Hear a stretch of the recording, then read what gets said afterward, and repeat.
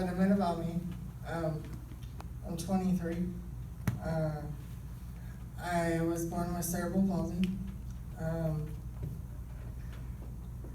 I was actually adopted from birth, but I don't know my birth mom, because she basically had me and left. So, and I had to spend 4 months in the hospital because my lungs weren't developed and I was premature, and she was doing drugs while she was pregnant, so it went to my brain, and that's how I got cerebral palsy. But in 2008, I ended up losing my dad to colon cancer. They gave him 3 months to live, and he lasted 12 days. So he passed away on April 12th, 2008. So all I had is my mom. So on June 15th,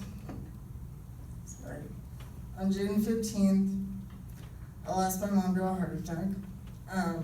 She had went to church, and I had asked to stay home with my brother, and church didn't even start yet, and I guess she was in the bathroom feeling clammy, and so my sister, actually Brandon's mom, Deanna, went to go check on her, and next thing I know, church started at 6, and it was around 5:45. Deanna, my sister, ended up banging on our door, saying that my mom couldn't get out of her car. She had to drive her home, and so my brother helped her, and the last thing I told her was I loved her.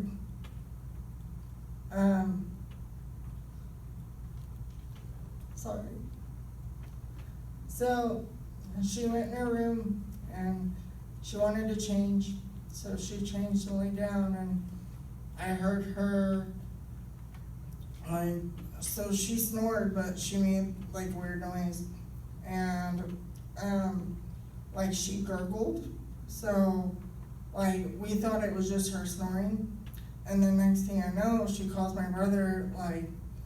It was very faint. It was about 3 times, she said his name, and so I was worried. I was, because I was in the room next to her, and so I called him, and he went over there to check on her, and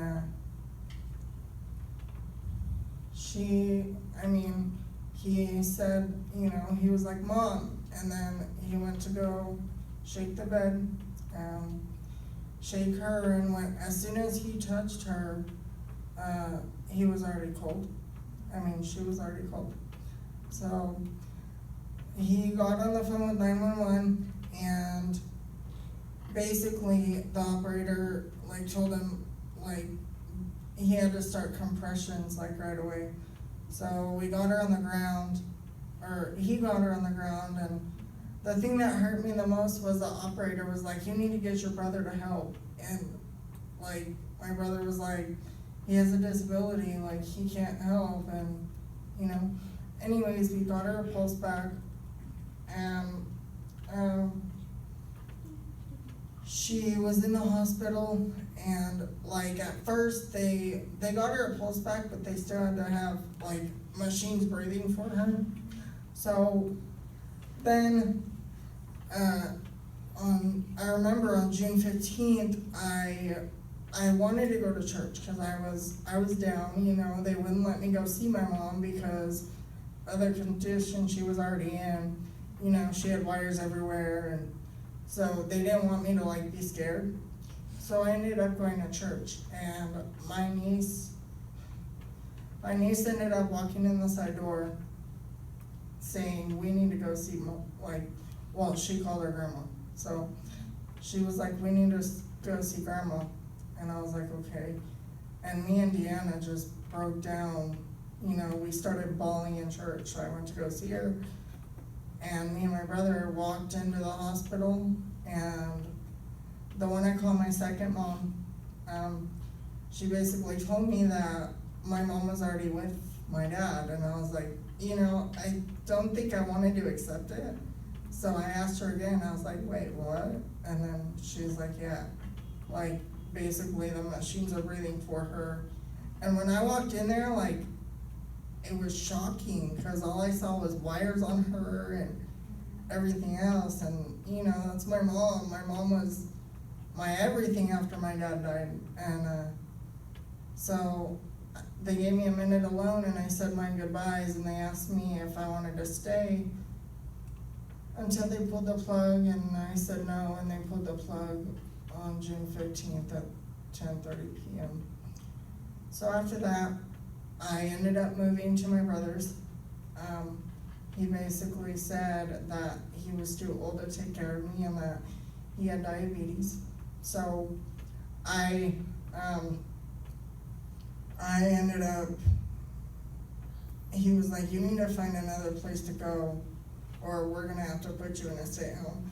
It's sad to say, but basically what my mom's kids did is put on a show while she was here, and then, like, basically acted like I never existed after she passed. So, I mean, me and one of my brothers talk, but, like, he lives all the way in Georgia, and the other ones are doing their own thing, So, anyways, so I ended up moving with my girlfriend at the time and her grandma, and basically she took my money without my acknowledgement. I saved her house from foreclosure twice.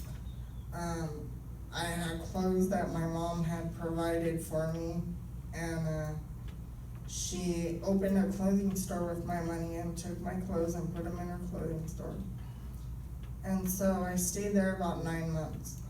Well, in 2012, I ended up moving in with someone I knew from high school. I ended up moving in with him and his mom because, I wanted to get out of that situation. Anyways, I was so kind to, I trusted her because I had known her for so many years, because her and my mom were somewhat friends, and, her son was my first best friend, so I ended up moving in with her, and then basically, like, she not stopped showering me, but showers got fewer and fewer. It was weeks at a time, and then in 2014, I was forced to move to Blythe because her husband ended up getting a job out there. And it was right after I graduated, so it was like, I'm going in the middle of nowhere basically, because Blythe is like by Arizona. So I basically had nobody out there but them, and it was still going on, and they were basically living off of me. I never saw any of my money. In 2019, on May 14th, we moved to Lake Isabella, or not on May 14th. It was in January of 2019 when we moved to Lake Isabella. But we moved in with somebody, and her friend had ended up coming over, and because basically this lady would make me feel like a burden. Like I would ask for seconds on food because I can eat a lot. I would ask for seconds on food, and basically she would either lie and say there was no more and I could hear everybody else getting more, or everything like that. And then I started off in a big room, but she wanted me to have my own room, and it was a trailer. So if somebody holds me under my armpits, I could walk for them. But she kept me in there. I had no Wi-Fi. And I started having no Wi-Fi in Blythe because she didn't want me to talk to people. And I think that's because she knew what she was doing. And she knew I would reach out to somebody and be like, So, anyways, I had no Wi-Fi, no nothing. And then on May 14th, one of my friends now, her way of helping me was reaching out to one of my friend's moms from high school. And the cops ended up coming and basically escorting me out because she was all of a sudden trying to take me out of the room and everything like that all of a sudden because the cops were there. And the cops were like, no, we want to see his room. And mind you, this lady's I moved in with her in 2012. She's had 63 calls on me as far as CPS and APS. But they would threaten me, so I would feel guilty, of course, because I'm a nice person and I would always cover for them. But on May 14th, the cops walk in and see my room, and all it was a bed and like a regular chair with arms on it. And I transferred back and forth, and they were like, "Are you okay?" And I was like, "Yeah." Mind you, Shawnee, the lady that I was staying with, was standing right behind the cop, so she was glaring at me. And I was like, "Yeah," and they were like, "Do you need medical?" I was like, "No." And then the cop basically read my facial expression, thank goodness, because he looked at his partner and was like basically was like, I know that he's not telling the truth. So they took me and gave me a physical, and everything came out good. And then I am a client of Kern Regional. It's like for disabled people. And so that on May 14th, they put me at another provider's house, but she was older and couldn't lift me directly into the shower. So on May 21st, I moved to the provider I'm with now. His name's Lester. He's really good. They're around my age, and he takes care of me really good. So I was very blessed. God had my back, and being in that room, I honestly backslid on my faith, because everybody knows me. Even my sister Deanna knows me as a happy-go-lucky kid, but being in a room for 4 months, feeling trapped, I ended up, punching walls and headbutting walls, and I turned into somebody I wasn't. But my mom had always raised me in church too. I was raised in church since I was 2. So I basically backslid on my faith because of that. I was stuck in my own little, my own little world of how I'm gonna get out, and I wasn't really focused on God. I believed that God would help me, but I was too in my thoughts, I guess you could say. And so I'm blessed that I found this church. My first time coming was basically when my brother and sister got married. And I've been coming ever since, and I love it. So this song really speaks to me because he did find a way for me, and the song I'm gonna sing is Chainbreaker.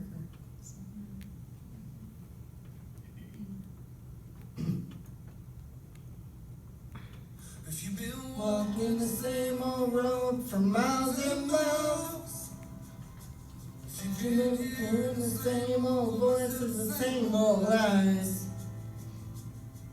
if you're trying to feel the same old holes inside, there's a better life.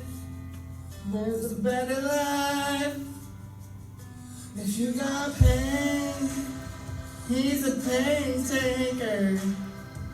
If you feel lost, he's a way maker. If you need freedom and saving, he's a prison shaking savior. If you got chains, he's a chain breaker.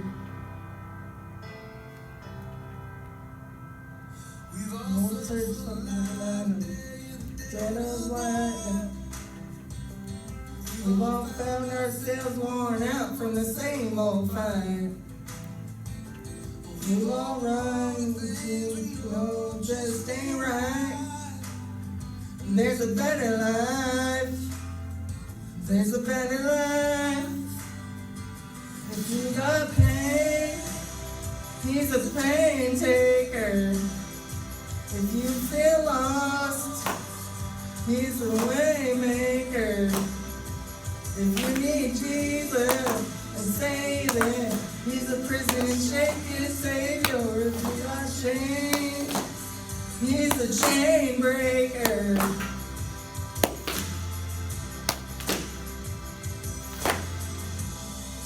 Believe it. If you receive it, if you can feel it, somebody testify.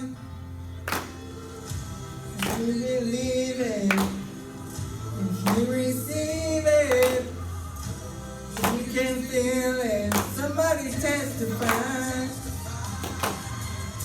If you believe it, if you receive it, if you can feel it, somebody testify. The pain, He's a pain taker. If you feel lost, He's a way maker.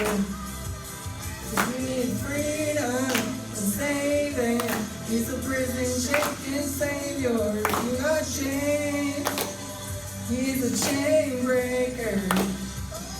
If you need freedom and saving, He's a prison shaking Savior. If you are chained, He's a chain breaker.